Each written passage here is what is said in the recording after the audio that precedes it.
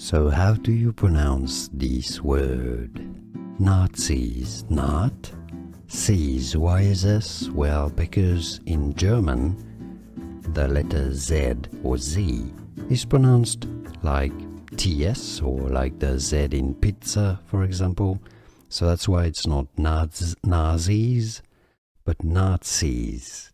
TS sound replaces the Z. Now you know.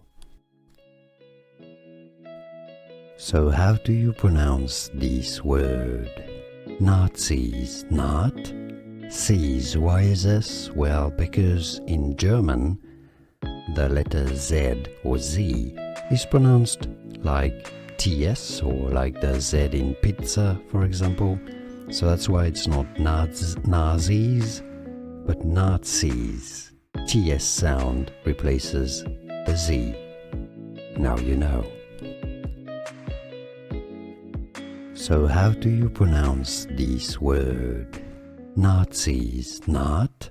C's, why is this? Well, because in German, the letter Z or Z is pronounced like TS or like the Z in pizza, for example. So that's why it's not Nazis, but Nazis. TS sound replaces the Z.